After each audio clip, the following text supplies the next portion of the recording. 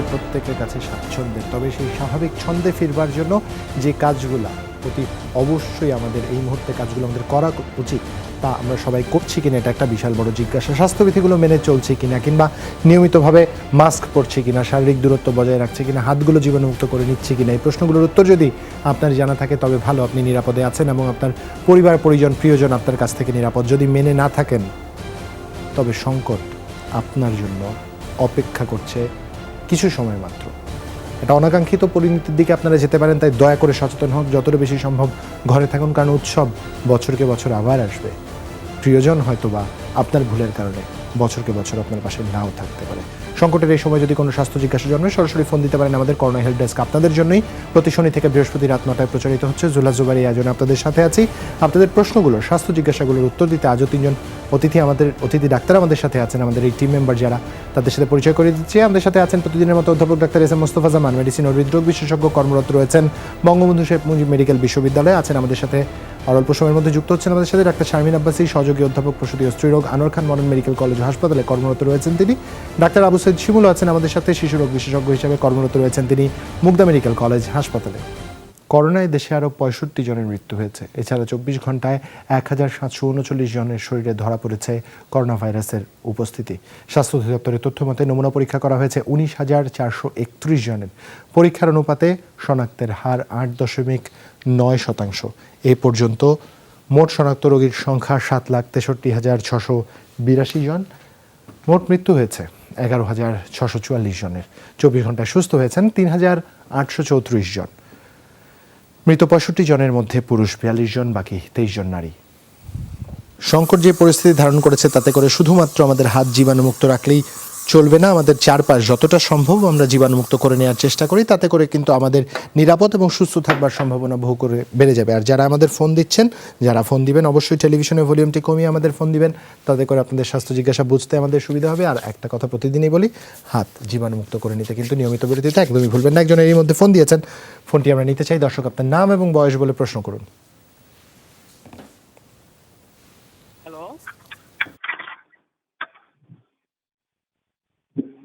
Hello, জি, শুনতে পাচ্ছি।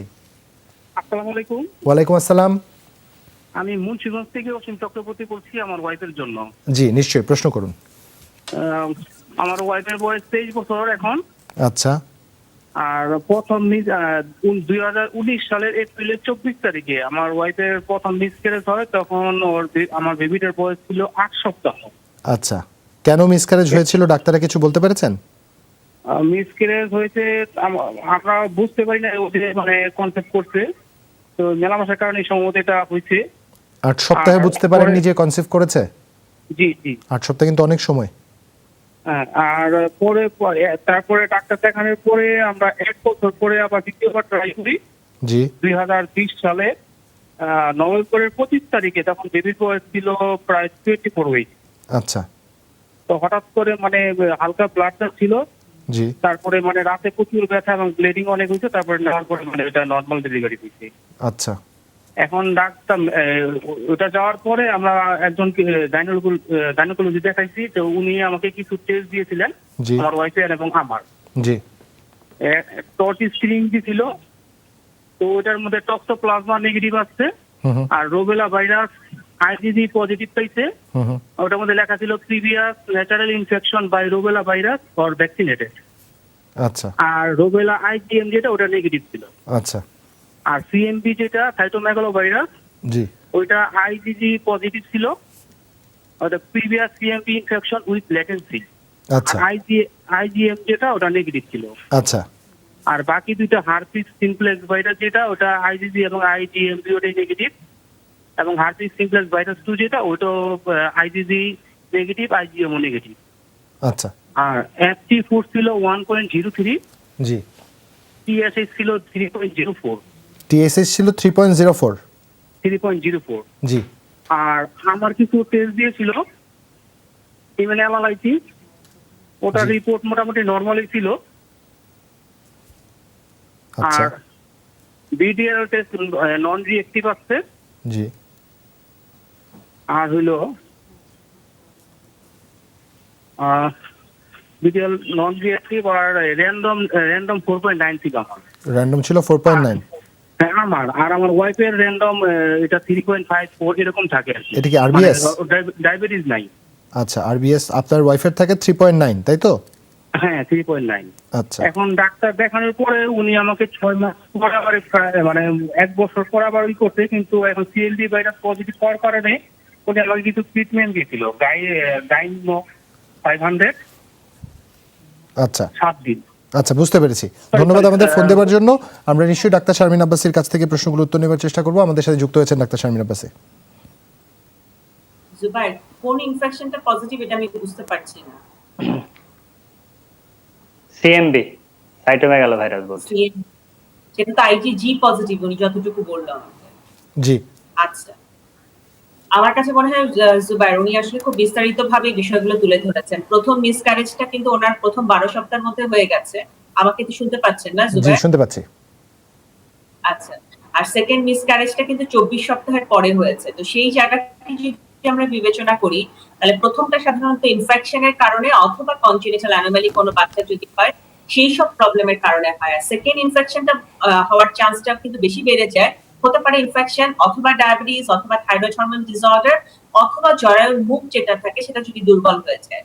এখন কোনটা হয়েছে সেটা একটু বোঝার বিষয় আছে, কিন্তু আপনি অনেক বেশি চিন্তিত টর্চ ইনফেকশনের বিষয়টি নিয়ে। এটি একটু আপনাকে আমি ক্লিয়ার করি বা আপনার মাধ্যমে আমি অন্য যারা শুনছেন তাদেরকেও ক্লিয়ার করি। টর্চ ইনফেকশনে যখন আইজিজি পজিটিভ চলে আসে তার মানে জীবনে কোন এক সময় আপনাদের ইনফেকশন হয়েছিল, সেই ইনফেকশনটা আইজিজি পজিটিভ দিয়ে রিফ্লেকশন হয়। অথবা রুবেলার ক্ষেত্রে যেটা হয় যে কেউ যদি ভ্যাকসিন নিয়ে থাকে তার ক্ষেত্রে এটি হয়। যেহেতু ওনার রুবেলা ভ্যাকসিন নেওয়া নেই কিন্তু সেক্ষেত্রে পজিটিভ যেহেতু আসছে আইজিজি, তার মানে জীবনে কোনো এক সময় তার ইনফেকশনটা হয়েছে। এটা হতে পারে প্রেগন্যান্সির সময়, হতে পারে অন্য কোনো যে কোনো সময়। আর আইজিএম কিন্তু আপনাদের এই মুহূর্তে কোনোটাই পজিটিভ নেই। আপনি যে রিপোর্টটি বললেন আমি যতটুকু শুনলাম, তো সেই ক্ষেত্রে আইজিএম যেহেতু কোনোটি পজিটিভ এই মুহূর্তে নেই তার মানে এই মুহূর্তে কোনো অ্যাক্টিভ ইনফেকশন নেই। অতএব এই ভয়টি আপনার এখন পাওয়ার কিছু নেই। প্রথম সমাধান এখানে। দ্বিতীয় যেটি সেটি হচ্ছে যে থাইরয়েড হরমোন নরমাল আছে, ডায়াবেটিস নরমাল আছে। এখন আপনাকে চেষ্টা করতে হবে। চেষ্টা করার ক্ষেত্রে কিছু দায়িত্ব আপনাকে নিতে হবে। তারপর দেখতে হচ্ছে ফলিক অ্যাসিড, জিঙ্ক এটি আগে থেকে শুরু করতে হবে। অ্যাসপিরিন জাতীয় ওষুধ যেটি আছে নিয়ে যদিও একটু কন্ট্রোভার্সি আছে, কিন্তু তারপর আমরা দেখেছি যে এটা প্রি কনসেপশনাল পিরিয়ড থেকেও যদি শুরু করা হয় খুব একটা কিন্তু ক্ষতি হয় না। অতএব সেরকম একটি ওষুধ শুরু করতে হবে এবং যখনই প্রেগন্যান্সি টেস্ট পজিটিভ হবে প্রোজেস্টেরন সাপোর্ট দেওয়া, নিয়ম কানুন মানা, এই বিষয়গুলো। এবং আমরা যখন 12-14 সপ্তাহ পার করব তখন আপনার সার্ভিক্সের যে মুখ, জরায়ুর মুখটার একটা স্টাডি আল্ট্রাসাউন্ড পাওয়া যায়। সেই আল্ট্রাসাউন্ডটা করলে আমরা বুঝতে পারি যে এটি দুর্বল কিনা বা এটি ছোট কিনা বা এর মাধ্যমে আপনার কোনো কারণে অ্যাবর্শন হয়ে যাওয়ার চান্স আছে কিনা। যদি কোনো কারণে আপনার অ্যাবনর্মাল বাচ্চার কারণে অ্যাবর্শন হয় সেটি আমাদের হাতে নেই, কিন্তু জরায়ুর মুখ দুর্বল, ছোট এগুলো যদি হয় তাহলে কিন্তু আমরা যেটি করি ওখানে একটি সেলাই দিয়ে দিই, যার ফলে কিন্তু মুখটি বন্ধ থাকে এবং অ্যাবর্শন হওয়ার চান্সটি কমে যায়। যেহেতু বাচ্চা নিতেই হবে, কোনো ইস্যু এখন নাই, আমি মনে করি যেটি সেটি হচ্ছে যে একেবারে আল্লাহর উপর ভরসা করে মনের মধ্যে কনফিডেন্স রেখে, যেহেতু সকল টেস্ট করা আছে আপাত দৃষ্টিতে সেখানে আমরা কোনো অ্যাবনর্মালিটি দেখছি না, আপনি চেষ্টা করতে পারেন। তবে যখনই পজিটিভ হবে মিসপিরিয়ড হওয়ার সাথে সাথে চিকিৎসকের সঙ্গে দেখা করবেন, এখানে কোনো রকম দেরি করবেন না। তখন আমরা নিয়ম কানুন, ওষুধ, ইনজেকশন যা কিছু লাগে সেগুলো সবকিছু অ্যাড করে দিব এবং এভাবে আপনি চলতে পারবেন। আমার সমস্যা। ধন্যবাদ ডাক্তার শারমিন আব্বাসী। আরো একজন দর্শক আছেন আমাদের সাথে। দর্শক আপনার নাম এবং বয়স বলে প্রশ্ন করুন। হ্যালো, জি। আমি চৈতি ময়মনসিংহ থেকে বলছিলাম। জি। আমার শাশুড়ির 1 মাস আগে ব্রেন স্ট্রোক করে। আচ্ছা। তো ব্রেন স্ট্রোক করার পরে ওনাকে আমরা ময়মনসিংহে একটা ওই মেডিসিন বিশেষজ্ঞ, মানে আমাদের ময়মনসিংহ ডিপার্টমেন্টের মেডিসিন বিশেষজ্ঞ হেড, ওনাকে দেখিয়েছিলাম। তো উনি সাময়িক কিছু ওষুধ দিয়েছেন। ডিপার্টমেন্টের মেডিসিন বিশেষজ্ঞ হেড ওনাকে দেখিয়েছিলাম। তো উনি সাময়িক কিছু ওষুধ দিয়েছেন। ওষুধে উনি মোটামুটি এখন সুস্থ। কিন্তু এখন প্রবলেম হচ্ছে যে ওনার প্রেশারটা আপ ডাউন করছে। এখন আমরা এটা নিয়ে টেন্স যে ওনার এটা নিয়ে কোনো প্রবলেম হবে কিনা বা প্রেশারের ওষুধ খেতে হবে কিনা বা খাওয়া দাওয়ার কোনো মানে নিয়মতান্ত্রিক ভাবে কিছু একটা মানে কেন হচ্ছে। দেখা যাচ্ছে প্রথম দিন 190/40, পরের দিন আবার 120/80, আবার তারপরের দিন দেখা যাচ্ছে 180 মানে 130/90, এইভাবে মানে ফ্ল্যাকচুয়েট করছে প্রেশারটা। বুঝতে পেরেছি চৈতি। আমরা সরাসরি প্রফেসর মোস্তফাজ্জামানের কাছে চলে যেতে চাই। প্রফেসর মোস্তফাজ্জামান, নিশ্চয়ই আপনি শুনছিলেন। জি, আসলে তিনি যেটি বলছিলেন আমি তাদের কাছে কিছু জানতে চাচ্ছি। চিত্রের কাছে যে সিটি স্ক্যান করা হয়েছিল কিনা এবং সেখানে স্ট্রোকের 2 রকম স্ট্রোক পাওয়া যায়। ইসকেমিক নাকি হেমোরেজিক? রক্তক্ষরণ এটা হয়েছিল নাকি আসলে রক্ত উনি জমাট বেঁধেছিল? জমা বেঁধেছিল রক্ত রক্তটা। রক্ত জমাট বেঁধেছিল। শরীরের জি, জি। কোনো অংশ অবশ হ্যাঁ, হয়ে গেছিল কিনা বাম দিক হ্যাঁ, হ্যাঁ, অথবা উনার হচ্ছে মুখটা বেঁকে গিয়েছিল, ডান সাইডটা। ডান সাইডের মুখটা বেঁকে মুখটা? গিয়েছিল সাময়িক। ওই দিনই, পরের দিন আবার আচ্ছা। ঠিক হয়ে গেছে মোটামুটি। জি। এখন কি ওষুধ খাচ্ছেন বর্তমানে? এখন আপাতত কিছু নাই। ডক্টর পেরিসেল দিয়েছিলেন, রেনোভার দিয়েছিলেন, আর ডিসপেন মানে ঘুমের ওষুধ আর কি একটা, এটা দিয়েছিলেন। কিন্তু কোনো প্রেশার ওষুধ দেননি। প্রেশার ওষুধ এখন কোনো খাচ্ছে না, তাই তো? না, এখন কিছুই খাচ্ছে না। আপাতত শুধু ওই পেরিসেলটাই খেয়ে যাচ্ছে, গ্যাসের ওষুধটা। পেরিসেল খাচ্ছে। আর ইকোস্প্রিন জাতীয় ওষুধ দিয়েছিল কিনা? ইকোস্প্রিন জাতীয় তো কিছু দেয় নেই। রেনোভার, পেরিসেল আর হচ্ছে ডিসোপেন মানে ঘুমের ওষুধটা আর কি দিয়েছে। এটাই মানে আচ্ছা। ডিসোপেন বোধহয় ঘুমেরই নাকি, মানে ওটা আর কি জি। বুঝতে পারছি না প্রেশার লেখাটা। রক্তের চাপ সর্বশেষ কত ছিল মেপে? সরি, রক্তের যে ব্লাড প্রেশার সেটি কত আচ্ছা, সর্বশেষ মেপে? ওটা লাস্ট ছিল 140/100 বা 90 এরকম ছিল। আচ্ছা, আপনাকে অনেক অনেক ধন্যবাদ। আপনি সুন্দর করে গুছিয়ে বলেছেন। তারপরেও আমাদের যদি রক্ত জমাট বা ইসকেমিক স্ট্রোক হয়ে থাকে সত্যিকারের, যদি সেটি সিটি স্ক্যানে আসে রিপোর্ট, তাহলে আমরা প্রথম কথা একটি ইকোস্প্রিন জাতীয় ওষুধ শুরু করে দিই ভরা পেটে। এটি আসলে খেলে কোনো উপকার আছে, কোনো মানে ভয়ের কোনো কারণ নেই। যদি ইসকেমিক কিন্তু হেমোরেজিক স্ট্রোক যদি হয়ে থাকে, সেক্ষেত্রে ইকোস্প্রিন ওষুধটি দেয়া একেবারেই বারণ। সেক্ষেত্রে তার সমস্যা আরো বাড়তে পারে। সুতরাং সত্যিকার যদি সিটি স্ক্যানে ইসকেমিক স্ট্রোক হতে আর যদি দেখেন যে না কোনো সিগনিফিকেন্ট কিছু না থাকে, তাহলে মনে করুন যে সেটি হয়তো বড় কোনো স্ট্রোক না হতে পারে। যেহেতু বলছিলেন মুখটি সাময়িকভাবে সমস্যা হয়েছিল, আবার ঠিক হয়ে গেছে। এটি 24 ঘন্টার মধ্যে এরকম হলে আমরা টিআইএ বলি, সেটাও স্ট্রোকের একটি পার্ট, কিন্তু সেটি ক্ষতিকর কিছু না। সেটি একা একা আবার ঠিক হয়ে যেতে পারে বডির কিছু মেকানিজমের কারণে। সেটি কিন্তু আমরা ভয়ের, তবে এরকম যদি হয় পরবর্তীতে স্ট্রোক হবার কিছু ঝুঁকি থাকে, সেক্ষেত্রে আমাদের দেশে স্ট্রোক হবার ঝুঁকি যে কারণগুলো, দুটি কারণ তার মধ্যে অন্যতম। একটি হলো আপনি বলেছেন যে উচ্চ রক্তচাপের মধ্যে এবং যদি ফ্লাকচুয়েশন হয়, সেটি খুবই গুরুত্বপূর্ণ। আরেকটি ডায়াবেটিস। যেহেতু রক্তের চাপ ওঠানামা করছে, এরকম আসলে হবার কথা নয়। সেজন্য চিকিৎসক অনেক সময় দুশ্চিন্তার কারণে এরকম হতে পারে। সেজন্য আপনাকে একটি মানে দুশ্চিন্তা কমানোর ওষুধ যেটি বলছেন পেজ, এটি একটু ঘুম আসে এবং দুশ্চিন্তা কমায়, সেজন্য ওষুধটা দিয়েছেন। এরপরেও যদি দেখেন যে প্রেশার আপনি সর্বশেষ মাত্রা যেটি বলেন 140 এবং 100, তাহলে আমরা বলবো যে একটি ছোট্ট ওষুধ আপনাকে শুরু করতে হবে। অন্তত যেহেতু কভারসিল 4 মিলিগ্রাম, এই ওষুধটি আপনি শুরু করতে পারেন প্রতি রাতে একটি করে, একেবারে স্বল্প মাত্রার। এই ওষুধটি খেয়ে দেখতে পারেন। অন্যান্য ওষুধ যা খাচ্ছেন সঙ্গে ইকোস্প্রিনটা খেতে পারেন, সঙ্গে এই কভারসিল 4 মিলিগ্রাম। তাহলে আমার মনে হয় যে তার প্রেশার নিয়ন্ত্রণে আসবে। এবং একটু ফলো আপ করবেন যে এরপরেও এটি একেবারে স্বল্প মাত্রা, এটিতে আসলে ভয়ের কোনো কারণ নেই। তারপরে আপনি আমাদের সাথে আবার যোগাযোগ করতে পারেন যে আপনার প্রেশার কেমন থাকে শরীরে। এছাড়া আপনি যদি মনে করেন সাক্ষাতে চিকিৎসকের সাথেও আপনি যোগাযোগ করতে পারেন। তবে ভয় যেহেতু ঠিক হয়ে গেছে, এটি আমরা আপাতত হয়তো বা ওষুধগুলো খেলে আপনি আপনার শাশুড়ি ভালো থাকবে বলে আমরা বিশ্বাস করি।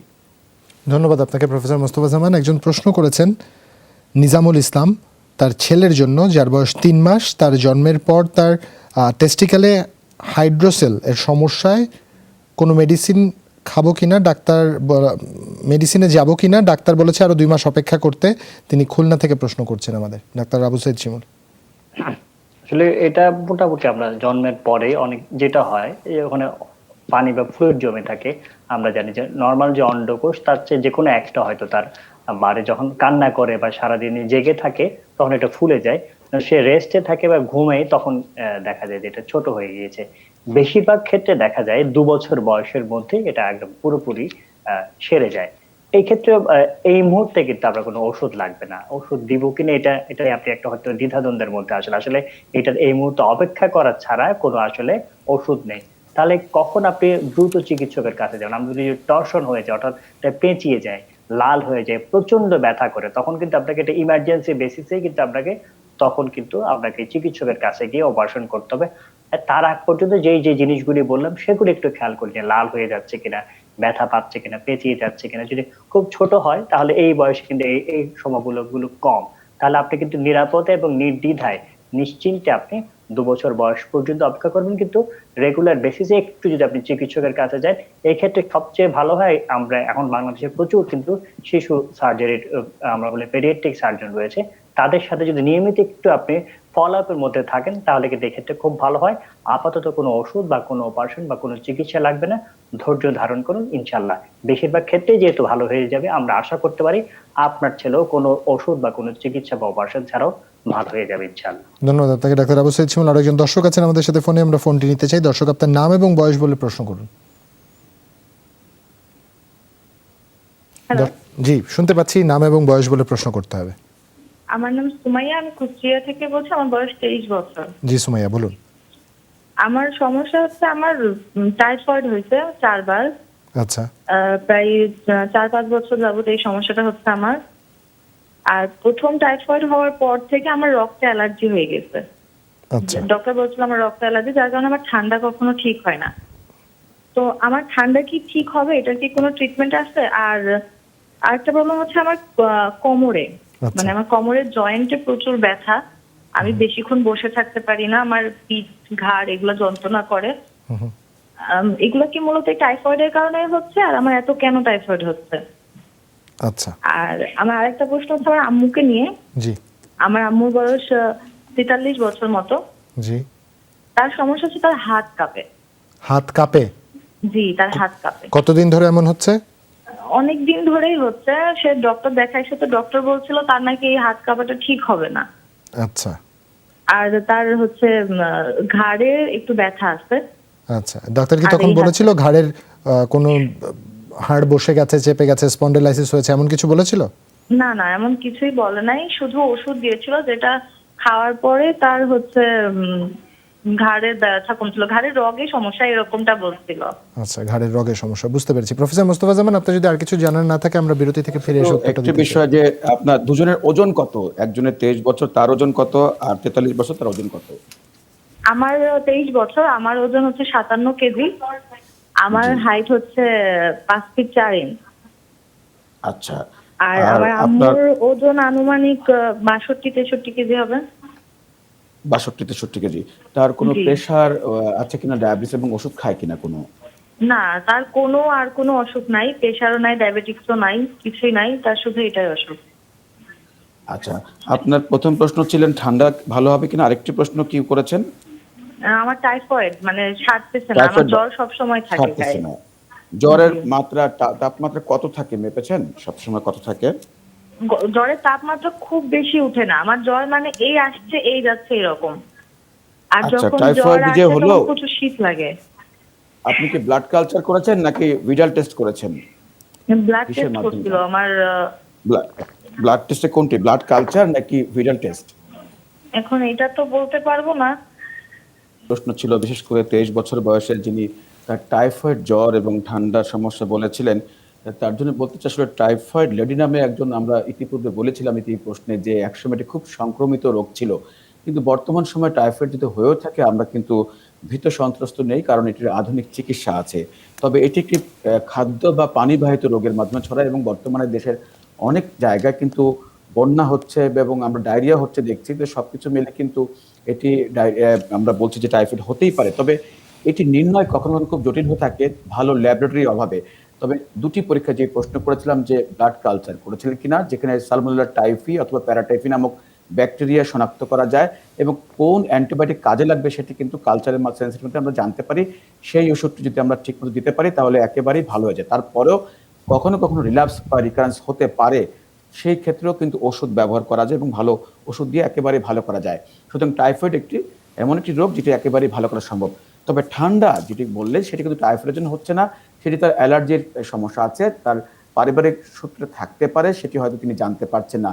সেক্ষেত্রে সিরাম আইজিআই লেভেলটি করতে পারেন। আর কোন কোন খাদ্যে তার অ্যালার্জি হয় সেটি একটু শনাক্ত করার চেষ্টা করবেন। আর কোনো পারিপার্শ্বিকতা থেকে, যেমন আমরা এই অনুষ্ঠানে সবসময় কিন্তু বলছি যে কোন কোন বিষয়ে তার ঠান্ডা আছে কিনা, বিশেষ করে ঠান্ডা, ধুলোবালি অথবা ধুলোবালি যে মশার কয়েল এবং ঘরের যে ধুলাবালি আছে, কাপড় চোপড়ের ধুলাবালি, বইপত্র ধুলাবালি, সবকিছু যেগুলো থেকে হয় সেগুলোতে দূরে থাকবে। আর ঠান্ডা যে কারণে হচ্ছে সেটি একটু অ্যাভয়েড করবেন। আমার মনে হয় তাহলে কিন্তু ট্যাবলেট মন্টেলুকাস বা মোনাস 10 মিলিগ্রাম এটা আগামী 3 মাস প্রতি রাতে একটি করে খাবেন।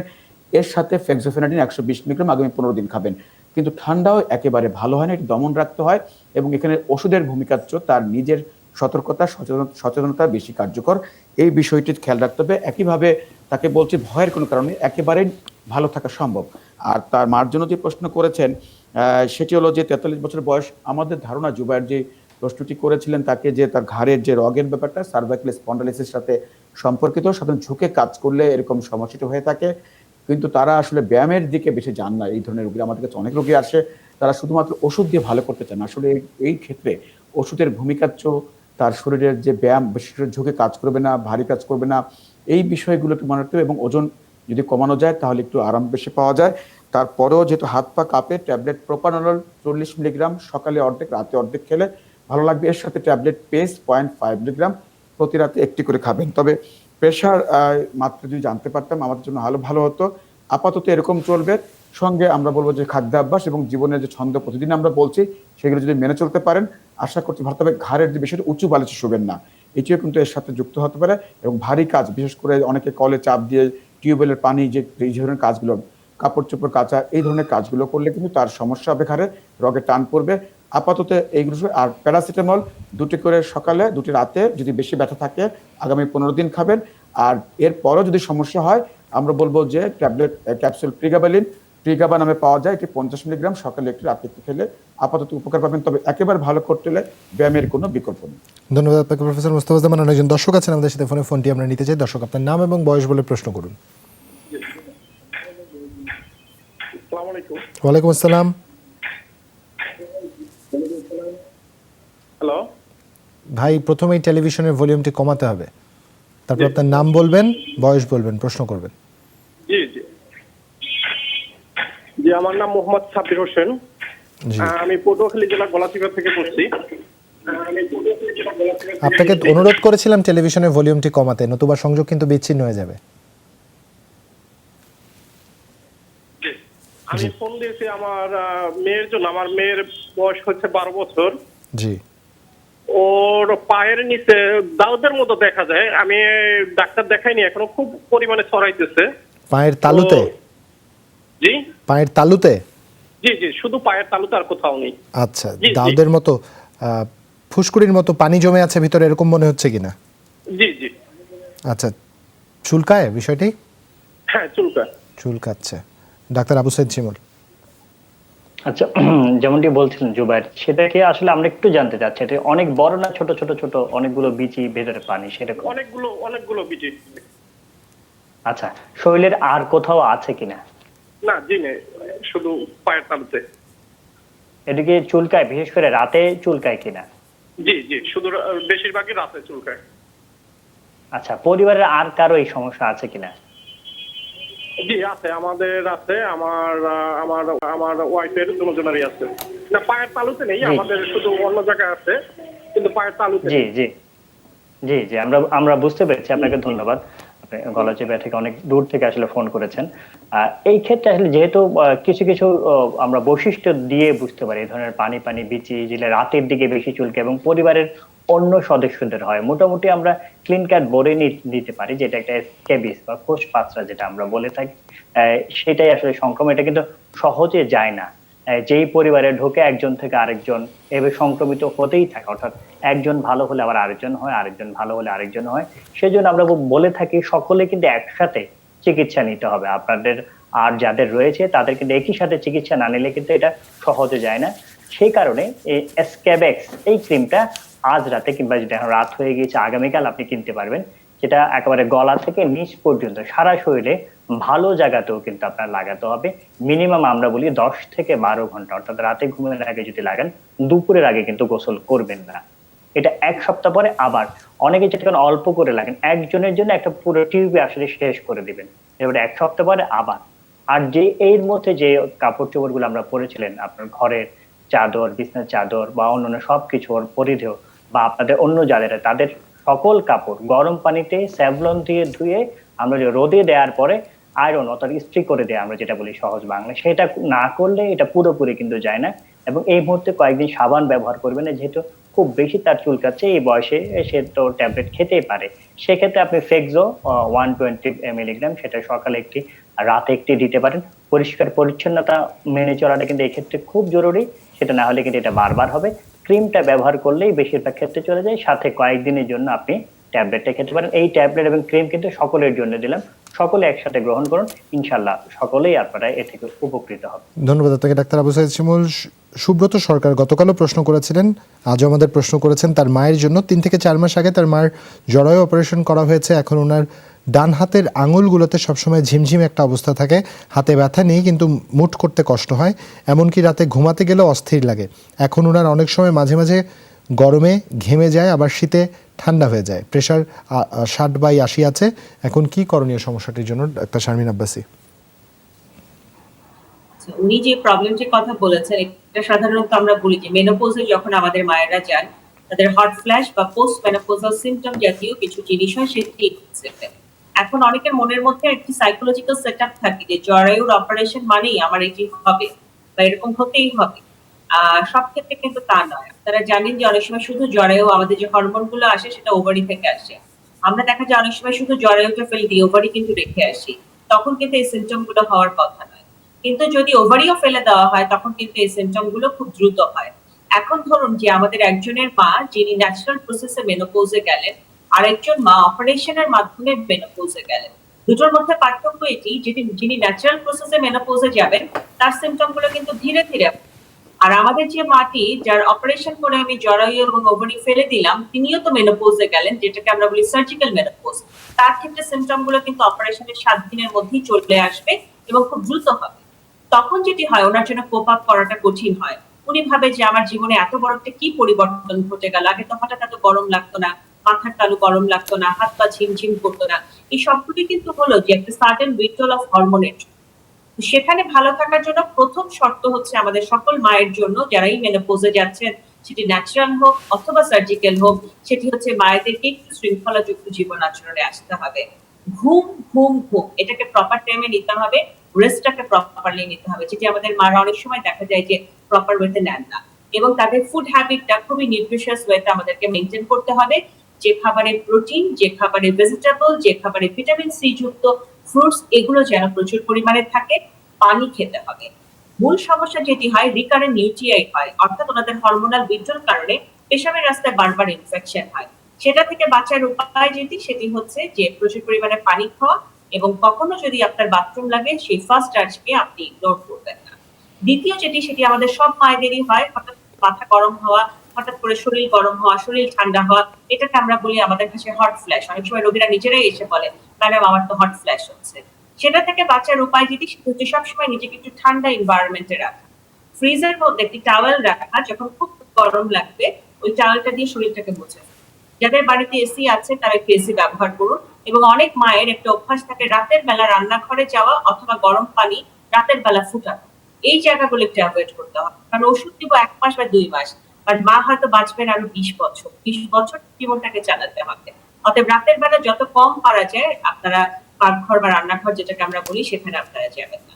আর ওষুধের ক্ষেত্রে আমি বলবো ভিটামিন ই এন্ড সি কম্বিনেশনটা খুব ভালো কাজ করে। এটা যদি আমাদের মায়েরা 2 মাস 3 মাস টানা খান কোনো সমস্যা নেই। Calcium and vitamin D combination লম্বা সময় খেতে হবে, কারণ আমরা ব্লাড টেস্ট করাই না, কারণ করালেই আমরা জানি যে এটার ঘাটতি হবে।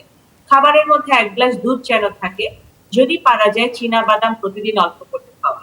এবং যেটি করতে হয় যে খুব বেশি প্রবলেম হলে আমরা বলবো একটু হরমোনাল রিপ্লেসমেন্ট উনি নিতে পারে। ট্যাবলেট স্ট্রাকন বাজারে পাওয়া যায় 0.625 মিলিগ্রাম, এটা উনি প্রতি রাতে একটা করে নিতে পারে 2 মাস, তাতে করে ওনার প্রবলেমটা কমবে। আর কারো যদি ড্রাইনেস থাকে এবং বারবার ইনফেকশন হয় বা মাসিকের রাস্তায় খুব ড্রাই মনে হয়, তারা একটা প্রিমারিন ক্রিম ব্যবহার করতে পারেন। এই ক্রিমটি কিন্তু ড্রাইনেসটাকে কমানোর থেকেও সবচেয়ে বেশি আমাদের ইম্পর্টেন্ট বারবার ইউরিন ইনফেকশনটাকে কমানোর জন্য। সেই ক্রিমটা 2 দাগ করে যদি আমরা মাসিকের রাস্তায় ব্যবহার করি, তাহলে যাদের বারবার ইউরিন ইনফেকশন, ইউরিনের জ্বালা পোড়া, সেটা অনেকটা কমবে। তাই সকল মাকে অনুরোধ, যদি ওনারা একটু নিয়ম মানেন, ওনারা কিন্তু অনেক দিন ভালো। ধন্যবাদ ডাক্তার শারমিন আব্বাসী। আরেকজন দর্শক আছেন আমাদের সাথে। দর্শক, আপনার নাম এবং বয়স বলে প্রশ্ন করুন। আসসালামু আলাইকুম। ওয়ালাইকুম আসসালাম। আমার বয়স 18। আমি মাহা বলতেছি কুমিল্লা থেকে। জি মাহা, বলুন কি হয়েছে আপনার? আমার কোমর ব্যথা করে আর হাঁটু ব্যথা করে। আচ্ছা, কোমর ব্যথা আর হাঁটু ব্যথা। ঘুম থেকে ওঠার পরে বুকে আমার ব্যথা হয়।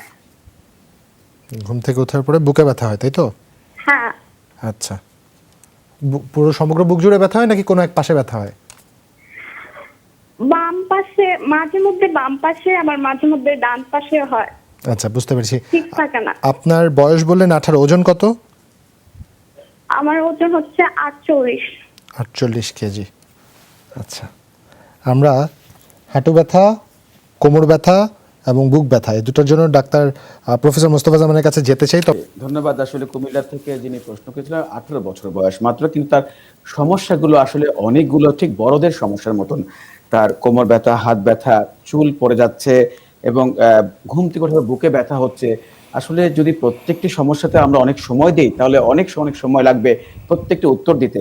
কিন্তু আমাদের ধারণা যে তার এতগুলো সমস্যা সত্যিকার অর্থে আসলে বেশি সমস্যা নেই। আমরা যেহেতু আমাদের চেম্বারে এই বয়সে অনেক রোগীরা আসে, মা বাবারা নিয়ে আসে যে বুকে ব্যথা, কিন্তু দেখি যে অনেকে মনে করে যে হার্টের কোনো সমস্যা আছে কিনা। এত পরীক্ষা করেও তো আসলে পারা যাবে না। এই সময় শিশুরা আসলে করোনার মধ্যে বাড়িতে আছেন, নানাভাবে তাদের যেভাবে তারা আগে খেলাধুলা করতে পারতো, বাইরে যেতে পারতো, তারা পারছে না।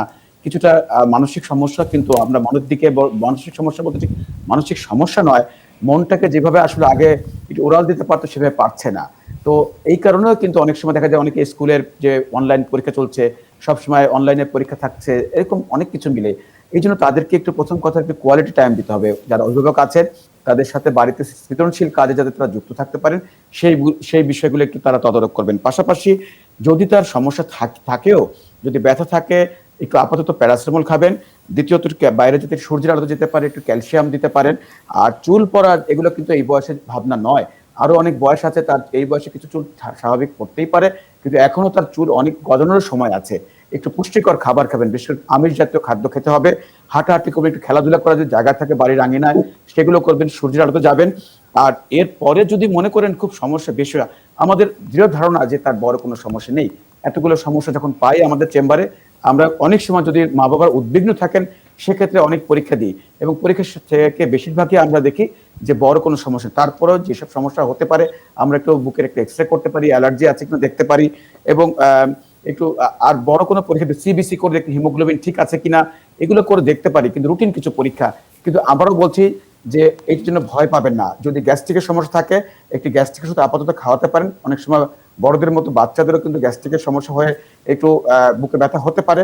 এই জন্য অ্যাসিডিটি যাতে না হয়, আবারও বলছি ওষুধের চেয়ে আমরা চেষ্টা করব তাকে সাপোর্ট দিয়ে, মানসিক সাপোর্ট দিয়ে এবং খাদ্যের সাপোর্ট দিয়ে পারিপার্শ্বিকতার মাধ্যমে তাকে ভালো করবার জন্য।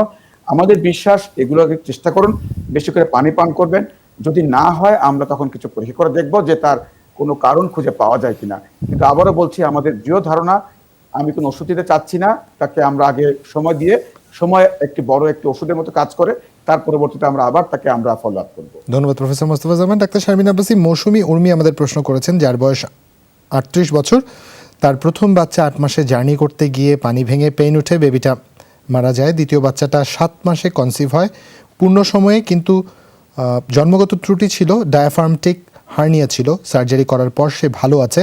আমি এখন বেবি নিতে চাইছি। ডাক্তার দেখিয়েছি, ডাক্তার অনেক পরীক্ষা দিয়েছে, থাইরয়েড, সুগার, সিবিসি, আরও অনেক পরীক্ষা, সবগুলো ভালো, কিন্তু টর্চ অ্যান্টিবডি টেস্টে রুবেলা, হারপিক্স সিম্পল এবং সাইট্রোম্যাগোলা ভাইরাস, হ্যাঁ দুঃখিত, ধন্যবাদ ডাক্তার শারমিন আব্বাসী সহায়তা করবার জন্য। IgG positive, IgM negative. এখন বেবির জন্য চেষ্টা করতে পারবো কিনা, আবার অসুস্থ বেবি হওয়ার সম্ভাবনা আছে কিনা, কি করতে পারি, প্লিজ আমার মেসেজটা পড়বেন। অনেকবার মেসেজ দিয়েছি, ফোন করে উনি সংযোগ পাচ্ছেন না। ডাক্তার শারমিন আব্বাসী, ধন্যবাদ আপনাকে। এরকম একটা উত্তর তো প্রথমেই আমরা দিয়ে দিয়েছি আজকের আয়োজনে। তারপরে একবার বলি, IgG যদি টর্চ ইনফেকশনে পজিটিভ হয়, ভয়ের কিছু নেই। জীবনের কোনো এক সময় ইনফেকশনটি হয়ে ভালো হয়ে গেছে, অতএব এখন প্রেগন্যান্সি নেওয়া যাবে। কোনোটি যদি IgM পজিটিভ হয়, সেক্ষেত্রে কিন্তু প্রেগন্যান্সিটাকে ডিলে করতে হবে। চিকিৎসকের সঙ্গে কথা বলে তখন আমরা বিবেচনা করব কিভাবে কি করা যায়। আর যাদের শুধুমাত্র IgG টর্চ ইনফেকশনের পজিটিভ আছে, তারা নির্ভয়ে প্রেগন্যান্সির চেষ্টা করতে পারবেন, প্রথম কথা। আর দ্বিতীয় কথা যে একবার কনজেনিটাল অ্যানোমালি বা বিকলাঙ্গ বাচ্চা যদি কারো জন্মায়, সেকেন্ড বারও কিন্তু তার হতে পারে এবং এক বড় চান্স থাকে। সেক্ষেত্রে আপনার জন্য একই নিয়ম, সেটি হচ্ছে যে প্রেগন্যান্সির আগে থেকে, প্রিকনসেপশনাল পিরিয়ড থেকে ফলিক অ্যাসিড এন্ড জিঙ্ক শুরু করা, প্রথম কথা।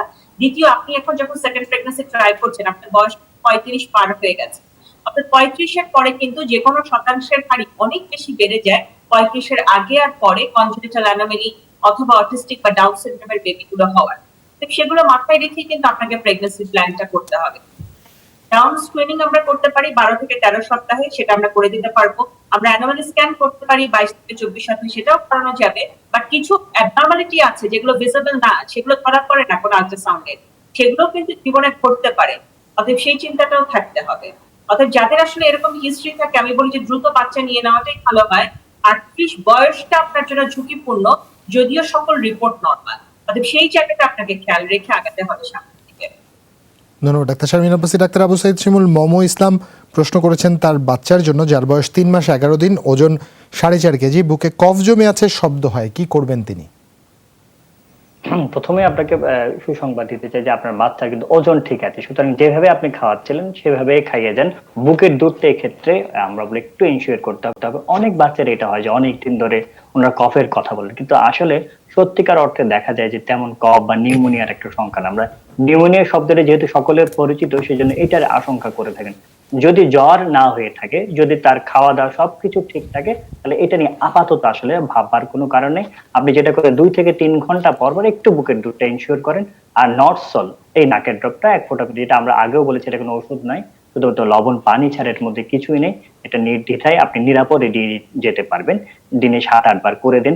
যদি দেখেন যে আসলেই কফ হচ্ছে, সেক্ষেত্রে আপনি অ্যামব্রক্স এই ড্রপটা 0.3 ml করে দিনে 3 বার 7 থেকে 10 দিন একটু খাওয়ান। বুকের দুধটা ইনশিওর করেন, ইনশাল্লাহ কয়েকদিনের মধ্যেই আপনার বাচ্চা পুরোপুরি ভালো হয়ে যাবে। ধন্যবাদ আপনাকে ডাক্তার আবু সাইদ শিমুল। প্রফেসর মোস্তফাজ্জামান ফারহান তানভীর আমাদের প্রশ্ন করেছেন, বাবার প্রথম রোজার দিন প্রচণ্ড বুকে ব্যথা হয়, ওজন 85 কেজি, বয়স 50, পরে ইসিজিতে ফার্স্ট ডিগ্রি এভি ব্লক ধরা পড়ে, লিপিড প্রোফাইল টেস্ট এবং এইচডিএল কম, আর আইডিয়াল ট্রাইগ্লিসারাইড বেশি, ডায়াবেটিস নেই, অ্যালগোলাম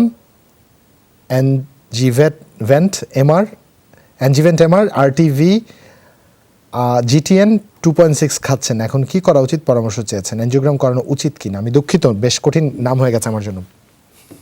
জি ধন্যবাদ। আসলে আমরা দেখেছি ফার্স্ট ডিগ্রি হার্ট ব্লক ইসিজিতে পাওয়া যায়। এটি মানে আসলে ব্লক নয়, এটি হলো যে আমাদের যে হৃৎপিণ্ডের অলিন্দ থেকে নিলয় বা অ্যাট্রিয়াম থেকে ভেন্ট্রিকলে যেভাবে ইলেকট্রিক ইম্পালস আসে, যদি সেখানে একটু স্লোলি আসে, সেটিকে আমরা ইসিজিতে যে সময়টি দরকার তার চেয়ে বেশি যদি লাগে আসতে, আমরা বলি ফার্স্ট ডিগ্রি এভি ব্লক। সংক্ষেপে বোঝানোর জন্য বললাম, অনেক সময় এটি কোনো বড় কোনো সমস্যা নয় বেশিরভাগ ক্ষেত্রে, এবং কোনো চিকিৎসারই প্রয়োজন পড়ে না বেশিরভাগ ক্ষেত্রে।